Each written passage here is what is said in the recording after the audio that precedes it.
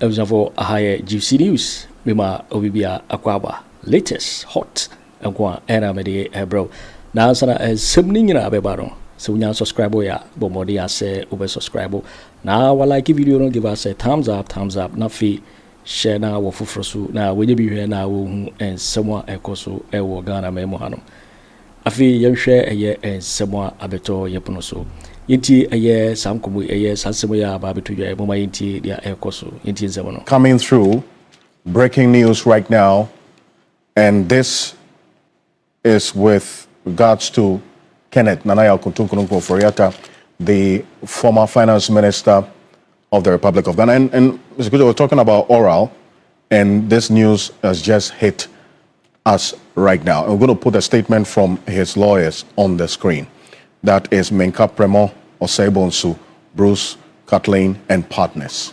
They say, the United States Immigration and Customs Enforcement, ICE, as of yesterday, detained the former Minister for Finance, Kenneth Ofori Atta, regarding the status of his current stay in the United States.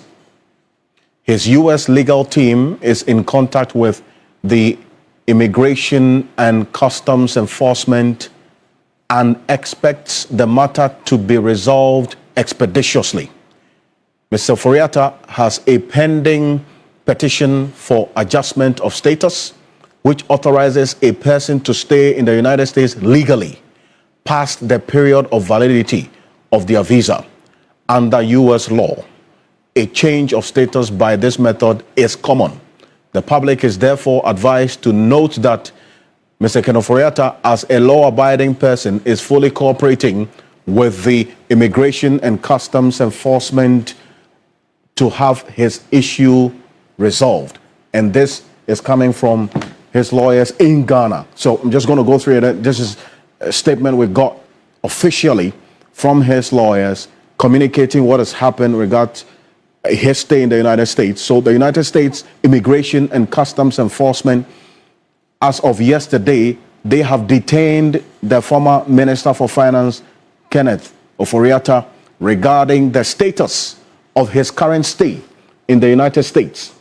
His U.S. legal team is in contact with the Immigration and Customs Enforcement, and they expect the matter to be resolved expeditiously. Kenneth Ofori Atta has a pending petition for adjustment of status, which authorizes a person to stay in the U.S. legally past the period of validity of their visa. Under U.S. law, a change of status by this method is common. The public is therefore advised to note that Mr. Ken Ofori Atta, as a law-abiding person, is fully cooperating with the ICE, that's the Immigration and Customs Enforcement, to have this issue resolved. So this is the latest coming through, the breaking news right now here on Ghana Tonight. And look, a number of you had referenced a particular publication, but we sought to authenticate it by first hearing from his lawyer. So this is a statement officially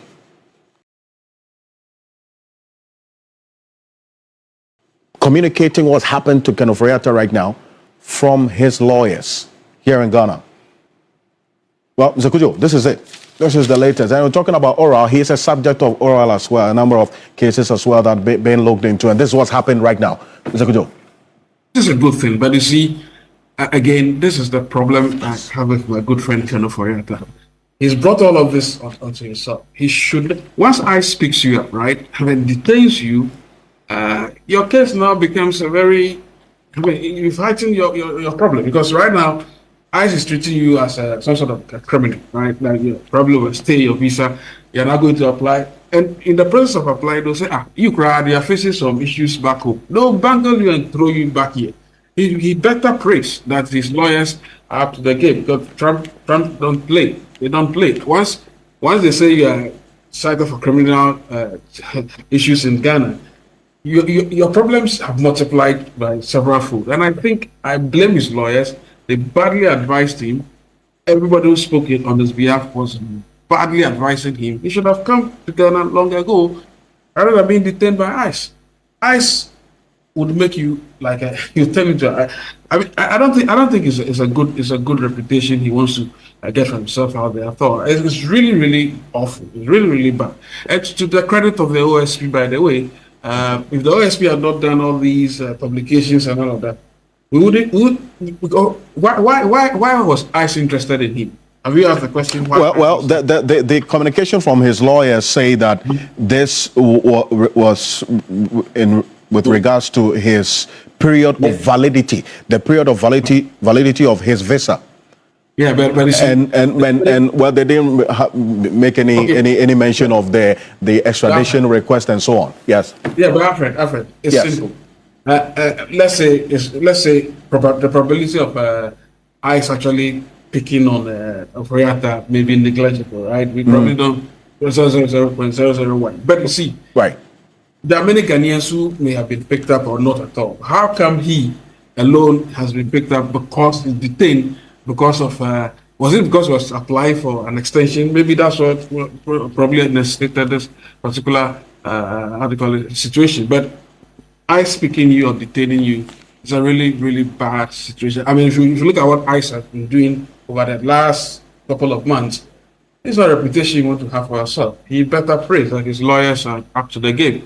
Otherwise, he's coming home on the next flight.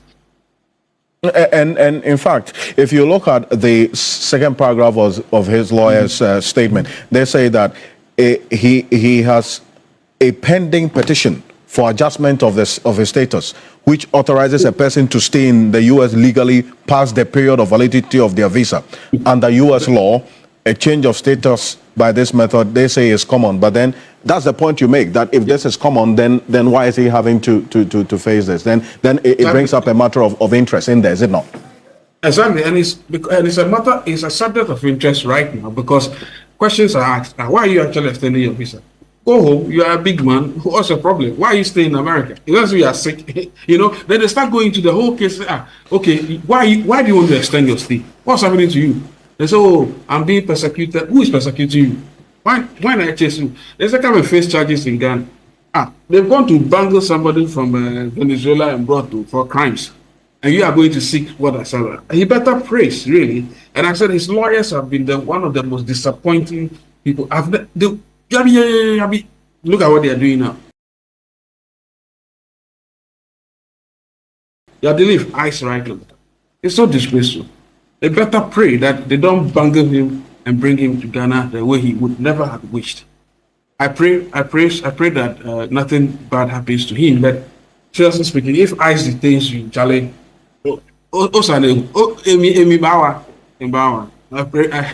don't know what to say, but look, Ofori Atta should have come to Ghana quietly and face his charges, and just go on peacefully. Unfortunately, Charlie, ICE is ICE. Once they get you, anyway, I'm not gloating. I'm not happy.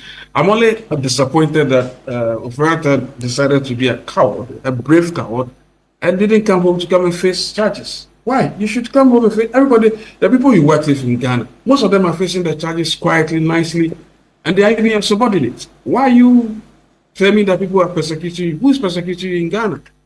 And now you are the subject of ICE. I pray that nothing happens to the way he doesn't want. But his lawyers have been the most disappointing, extremely disappointing, especially those who politicize the whole matter. Made it look as if the government is after him. The government is not after the Ofori Atta. The government is after Ofori Atta to come and answer questions. And I think it's legitimate that he should have done that. Everybody who egged him on, oh, don't come, please. You did a great disservice to him. Now eyes are chilling. Well, let's pray for good. It's disappointing, really. And I thank you very much for joining us, Frank Kojo. Appreciate it. Thank you. Thank you so much. Frank Kojo is the founding president of policy think tank Imani Africa there. So if you just joined us, this is the breaking news that we've been talking about. The United States, and this is the statement that we got from Ken Ofori Atta's lawyers here in Ghana. That is Minka Premo Osebon Subrusk, Catling and Partners. And we're going to put that statement on the screen again for those of you who just joined us. It said the United States Immigration and Customs Enforcement, that's ICE, That's what you hear Franklin Kojo talk about ICE Mobile and all of that. As he says that the United States Immigration and Customs Enforcement, ICE, as of yesterday, detained the former Minister for Finance, Ken Ofori Atta, regarding the status of his current stay in the United States.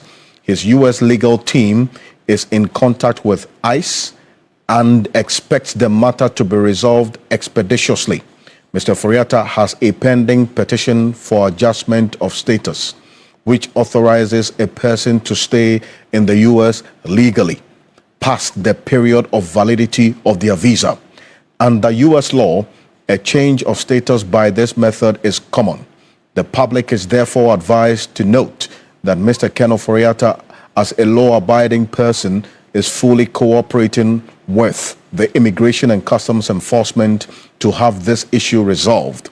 This is signed by Justice Kosime Nkampremo Esquire, and that's for on behalf of the Nkampremo, Osebonso, Bruce, Kathleen, and partners. So this is fresh on the plate, coming through right now here on Ghana Tonight. This is the development with Kennedy Agyapong in the United States.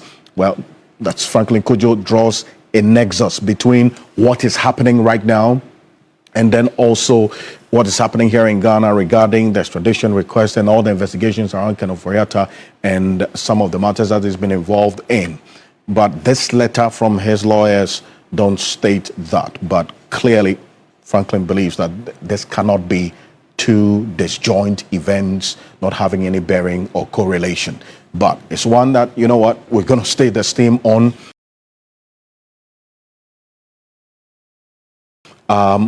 Look, we'll see how the coming days will be on this, to the extent that this letter says it's a common method.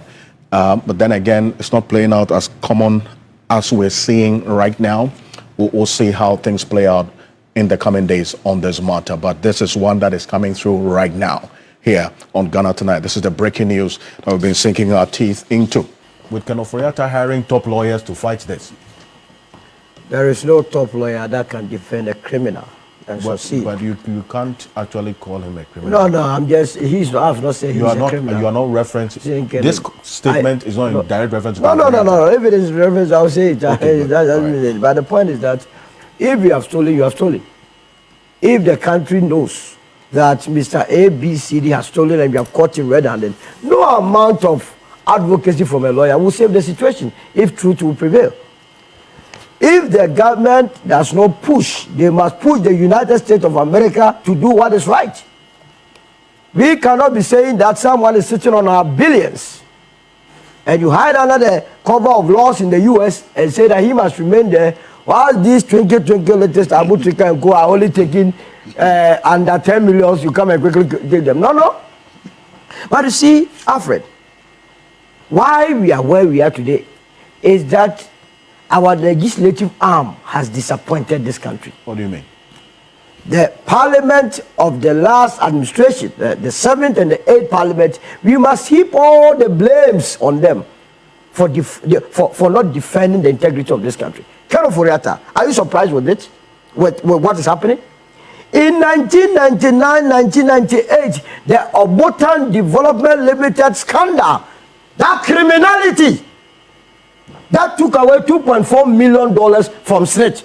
Everyone who mattered in Ghana's politics knew of that.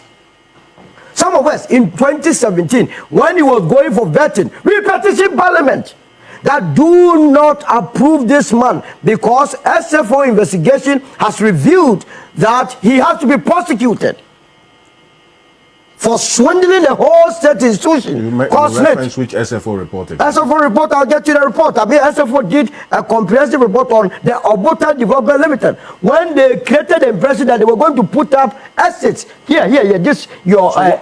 So what was the response of Parliament's Appointments Committee based on this? They wouldn't even have courtesy to respond to you. They did not ask a single question on that matter. They approved him to be your Minister of Finance. That came, we thought that the MPP had an overwhelming majority then, so they could pass through. Then, thankfully, the Ghanaians did not do us any evil.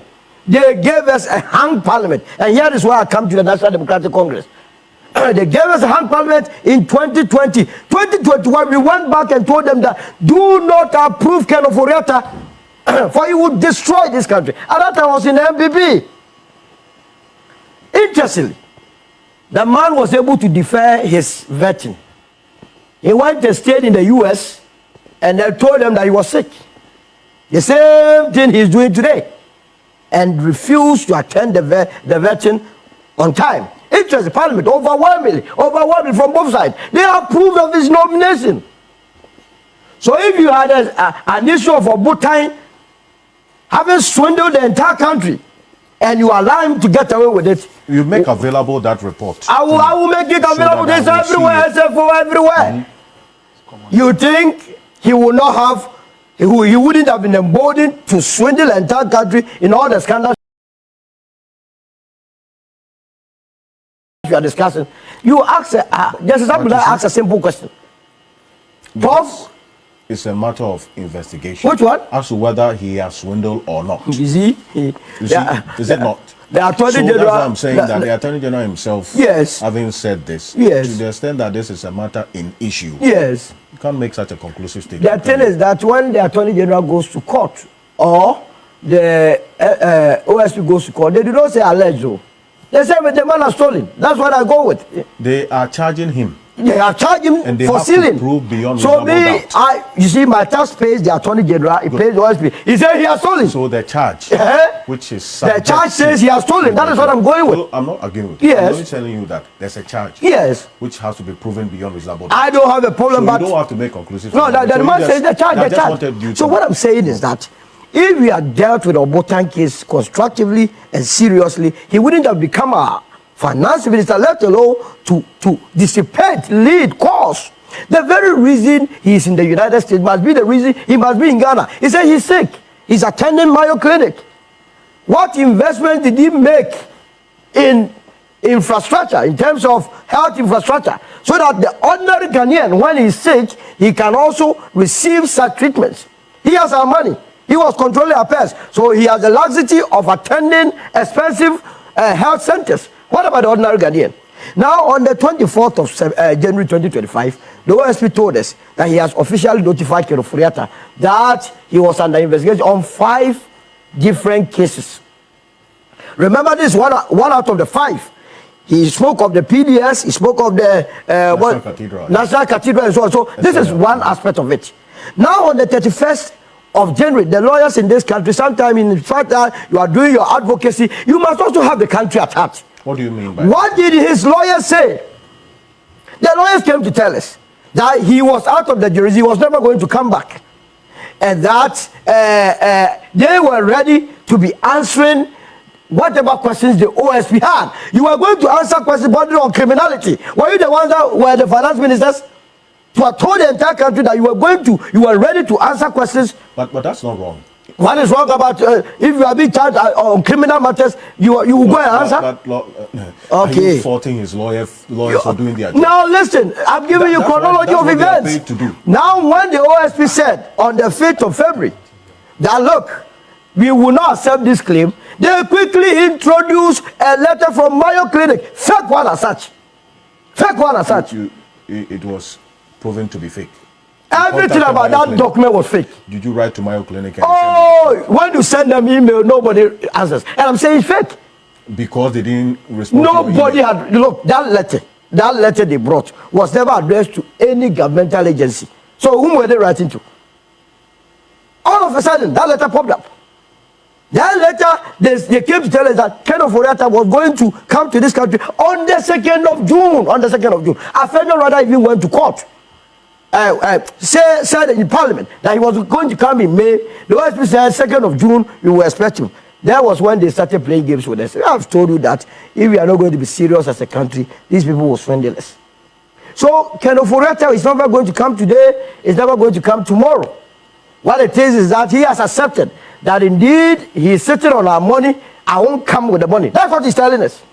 Well, you see, that's what he's telling us. And that is the point where Manasseh earlier when we spoke, Manasseh, I'm going to bring you in, but I just wanted Dr. Zato to know this, that you see, when the Attorney General was asked the question of this extradition, what he referenced as reciprocal extradition, that you have this person, I need this person, so bring this other person. That answer, we're going to pull up the video for you. But his response was quite clear, that they have made an application both for Ken Ofori Atta, and not just him alone, and Sedinam Tamaklo as well. Okay, so that process is in place. You want them to now say that because you need Abutrika, bring one of the two. It is not within the domain of the Attorney General, he says, to, as it were, make that particular demand, because there's a treaty that outlines exactly what has to be done. Why but not? They Sedinam Tamaklo and also Ken Ofori Atta have both been the subjects of a request for extradition.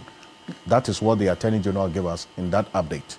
Manasseh, if the Attorney General says that what happens after today is not within his control, are there other alternatives that could be looked at in getting Ken Ofori Atta to come and answer questions, and not just leave it to as long as this extradition process will take, which we are learning that it will take quite a while, especially because of Ken Ofori Atta exercising his rights to get top lawyers to fight this? Well, thank you very much. And I think when some of us, myself and Mr. Martin Kwebu, were concerned about certain delays, even in starting the investigation, some people wanted us to just say, well, the process has finally finished. So what is your point in all of this? If certain actions perhaps were taken earlier, some of these things would have been avoided. But having said that, it is often very difficult, even in this country. And I'm making a general example that the petty thieves are very easy to deal with. The grand thieves are difficult to deal with. If someone steals a tuber of yam, within a week, we read news that they are jailed 5 years or a number of months. But if somebody steals $5 billion belonging to the state, it takes forever, even if they are in the country, because they have the resources to be able to frustrate the system, to hire the best of lawyers, and do everything they can to. Sometimes it even goes beyond the legal. Some even have international connections that they pull strings to defend them in this situation. So the Attorney General is partly correct, but the part I don't agree completely with him is to suggest that, well, it is out of our hands.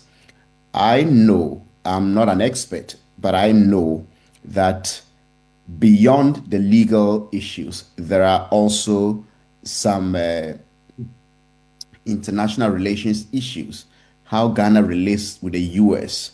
There are many things that go on behind the scenes. And if anybody follows immigration issues in the US these days, there are students with valid visas who have, for one reason or the other, been refused entry while they are coming back. Some have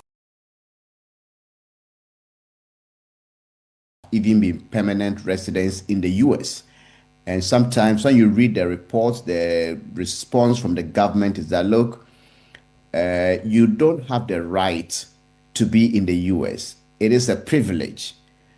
And so we have had reports of certain people being deported who have permanent US citizenship and all of that. The point I'm trying to make is that beyond the law, there are other means through which some of these bilateral relations can be, or issues can be conducted behind the scenes. Some diplomatic pressures can be brought to bear. Some people are fighting back home here that Ghana has accepted some deportees to West Africa without following the law and all of that. Of course, a number of countries have also been put on certain travel restrictions to the US. Ghana has been taken off. So there are many trade-offs that go on behind the scenes that we do not know. But I think that if the state of Ghana is very committed, the Attorney General at this point should go beyond what has been done. It is a bit disturbing to hear, quoting the Attorney General, that the office received a formal request for extradition on the 19th of November. This is almost a year after Ken Ofori Atta had left. And of course, those of us who pursued this case and petitioned the OSP know that, as Dr. Zato is saying, why should it take a year? And I hear my friend Justice Abdullah talking about formalities. The main point is, which I made when these controversies emerged, was that at the time Ken was leaving, there was no investigation being done. So the investigation has now completed. It is delayed. And if we are requesting it now, it will take some time. And if I do not want to even talk like a doomsday prophet, it is possible that this Attorney General would finish his tenure without Ken coming back if all these legal dribblings are to be exhausted and all of that. But the government of the Republic of Ghana may need to just say, well, we have done a request, so let's sit down. If that happens, we may not likely get any response soon. But we have other trade-offs that we are currently engaged in with the United States, which I think all of those ones should be triggered. And by the 14th of February 2026, Ken Ofori Atta's US visa will have expired. He will be vulnerable. And within that period, anything can happen. So the point is that the Attorney General should not just say we have done our part. The government of Ghana shouldn't say we have written. Normally, even when we write letters here in our country and you don't follow up, someone may leave it somewhere. So much has to be done to ensure that Ken comes back to answer for the pain he's put people through. If you were at the Ministry of Finance and you would wake up and see people who had served the nation diligently, gone on retirement, and could not afford medications because their bonds and investments were locked, and these were locked because the state borrowed in our name, dissipated those funds, got us into so much debt, and everybody was suffering. As we speak, from time to time, I have people who tell me even Ken's own data bank, they have investment there that they cannot get as when they need it. And all of this mess has been supervised by someone who would see old men crying, but still have the courage to do deals such as SML. And I think we need to bring such a person back to the country to face a trial, just like others are doing. Those who are here are not dead. Nobody has put them in Sawam without trial. So I see no reason why he should be running away.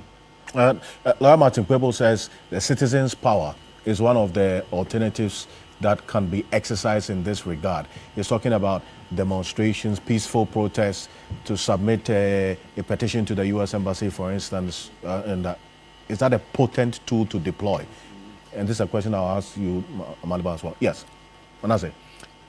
Yes, it is part of the pressure. One thing I've realized is that in any society that the government takes people seriously, the people who are in charge of affairs are not just angels. The government will take you seriously when you take yourself seriously. So if we, the citizens, go to bed, if we, the citizens, sometimes even begin to attack those putting their life on the line for a collective interest. And they begin to ask you, so what is your interest? Why do you hate this person so much? And all of that. I think if our government gets to know that, look, we as a people are serious about it. We want the government of Ghana to put pressure and some diplomatic more work into this process. But they will not just get up and act if nothing is happening. Sometimes when the pressure comes, you see some of the responses from the OSP, the Attorney General and others, when there is heat on them. So my point is, we shouldn't just go to bed also as a people. Whatever mild pressure, hard pressure that we can put on our duty bearers and tell them that, look, it shouldn't be just business as usual. There have been certain lapses in the past that allowed this man to go out, but there is a way to bring this person back. Get up and act. Right. We should be able to put that pressure and then hope that the leaders who are acting on our behalf will respond to it and act appropriately. Manasseh, thank you. Lawyer Godwin Ejudi Tamaklo says, good morning, Alfred and your esteemed panelists. Tell Dr. Zato it should be like for like. Ken has charges filed against him in Ghanaian court. Abutrika has been indicted in the United States. It should be like for like. Bringing the Sedinab Tamaklo into this conversation, he says, is mischievous and diversionary. Red herring, Ken for Abutrika, like for like. That is what lawyer Eduji Tamaklo says. But in fact, on this particular issue, and Lawyer Martin Kweku, I bring in here because that argument of like for like was a question that was put to the Attorney General. We were trying to pull up the video earlier, but we have it. And this was his response to it. Take a look.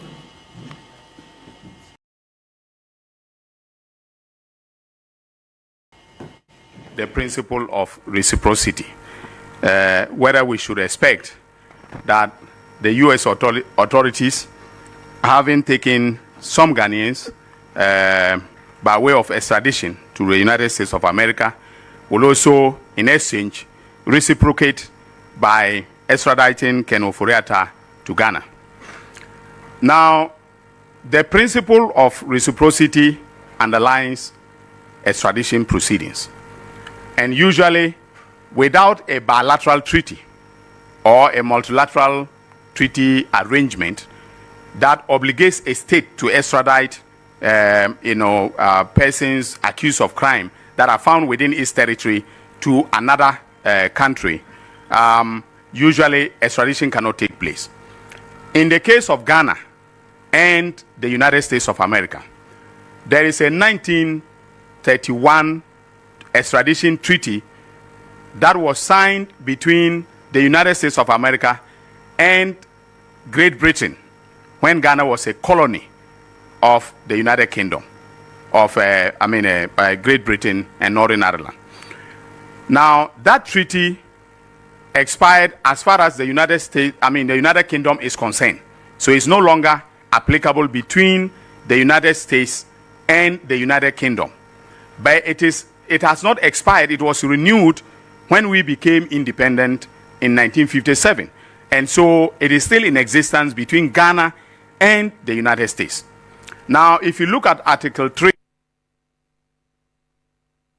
Attorney General, responding to this like-for-like reciprocal, proposal that has been made that, well, if we need Ken Ofori Atta, then we are giving Abutrika and others, then we should make that demand as well. That's his explanation to it.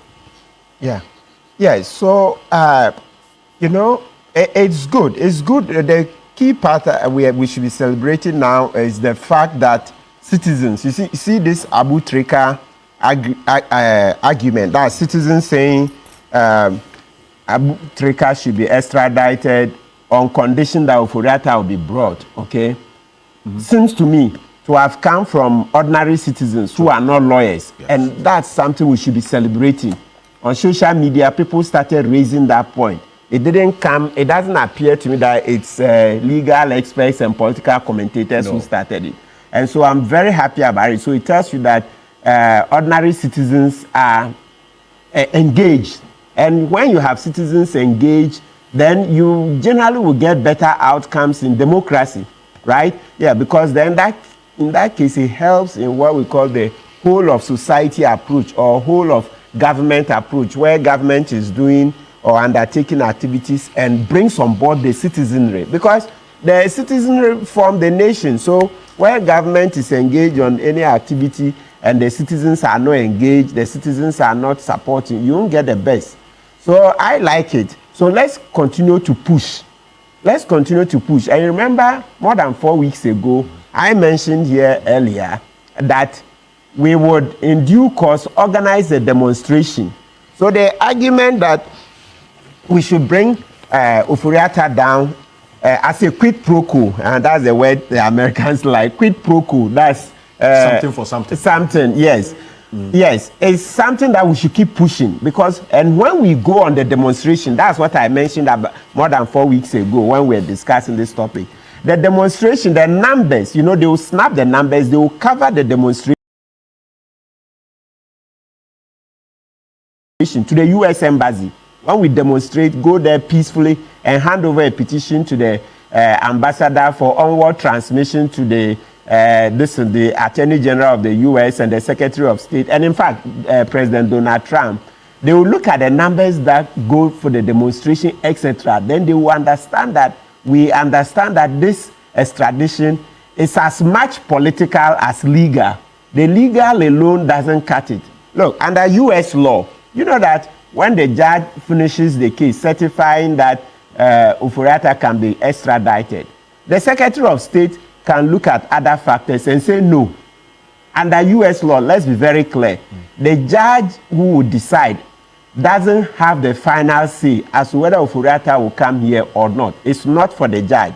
The judge is basically to look at the treaty and those things and decide that, oh yes, under the treaty, these things have been met. The lawyers will argue otherwise. I mean, all I'm saying is that no matter the proceedings, at the end of the day, the final decision from the courts, it's not the final decision to bring Ofori Atta down. The final decision lies with the Secretary of State. That's the equivalent of our foreign minister, right? Right? So once we begin to engage and they see that, oh, there's a lot of politics in this whole extradition process, etc., the Americans will take us more seriously. That will not dovetail into political persecution. Yes. So we are coming to that. That would be a flag, a red flag. Yes, yes, because the political persecution you've mentioned is one of the things the Secretary of State can use. Yes, he can look at it, even though the courts will also be looking at it. I remember I mentioned earlier that in one of the extradition cases I did a few years ago, well, now it's over 8 years, or about 10 years ago, Professor Atifa, the UK court didn't bring down the person because the report we wrote, we went to the prisons, looked at it, and then wrote a report. The prison conditions in Ghana were so bad, and that's one of the things. They didn't bring down the person. So this thing about political persecution is something the Secretary of State can use and not bring down Ofori Atta. Of course, we are not, it's not a political persecution, but we're just making the point that under law, the Secretary of State, he is a politician, so he's allowed to use humanitarian grounds, political persecution, that's the witch hunting thing, statute of limitations, and many other things. It's a discretion. So let's start it this way. Right. It's a discretion that the Secretary of State, their foreign minister, will exercise after the court is done. So it's not just a legal battle. It's also a political battle. So there are two battles to be fought. After the court is done, there's also a political one. And that's how come we have to arrange our ducks in a row early. We have to, you know, like the wise maidens in the Bible, we have to go with extra oil. So we are not just going to the legal battle. We, across the table here, and the actors, the netizens, we have to start the political fight early by starting our demonstrations, etc., to tell the American government that, look, this one is very political, so they better get it right. We will not allow that Ofori Atta doesn't come here, but we will keep extraditing. And I like Solomon Owusu's word. We keep extraditing little twinkle stars, right? You see, so they must bring the Ofori Atta. And let's not forget this, that, you see, in the U.S., you know, their economy is not in the best of shapes. they too, they are struggling. They have cost of living issues, etc. And you see how recently Donald Trump had to capitulate to the Saudis because he needs investment. So the death of Jamal Khashoggi. You know, Biden, they were raising human rights issues a lot under Biden. Donald Trump sees actually he wants the Saudis to continue to invest in the U.S. So he has to throw away human rights consideration. I mean, long story short, to attract investments, Donald Trump does a lot more than just legal, there's legal considerations. So he would, so the argument I'm making here is that because Ofori Atta has invested heavily in the U.S., there is that key consideration. Okay. He has invested heavily. It's heavily. You see, so it makes it difficult. And he has also applied for permanent residence. Remember, some weeks ago, I mentioned that my information is that he has applied to be a permanent resident. That he's on his way to becoming a citizen again. You know, he was once a citizen, and then he had to give it up, etc., became finance minister. He wants to become a citizen again, so he's applied to be a permanent resident. So the matters are getting complex. So, was it Abdullah who mentioned, or somebody? Manasseh also mentioned the diplomacy. So we have to begin to negotiate diplomatically how we will bring him down. It's not just the courtroom. Right. The courtroom, in this case, I don't think, well, I think that, let's just put it this way, the diplomatic negotiations, the political, and of course, it also, the diplomacy will dovetail and can cover the whole of the politics as well. Okay. And that is where we should be looking at. That right. Ofori Atta has investments in the U.S. And when it comes to investment, Donald Trump, as president of the U.S., would want to protect investors, like how he's done with the Saudis. He's thrown Jamal Khashoggi under the bus. It's like, oh no, it's not about human rights. He needs investment. So it's a complex matter. It's a very serious, complex matter. That's why we have to start by mobilizing our citizens to send them a petition that, look, we understand this thing, we understand the game, we are no longer as naive as those days, so that we will leave this conversation to a few people on TV. Okay. In actual fact, we've shown, our citizens have shown the way. They started it on the net, that before Abu Trika goes, our government should get assurances that the U.S. government will also bring that Ofori Atta, notwithstanding the millions of dollars Ofori Atta has invested in the U.S. All right. Well, thanks for watching. Like and share the video. You can also drop your comment. Please don't forget to subscribe. Click on the bell to turn on the notification.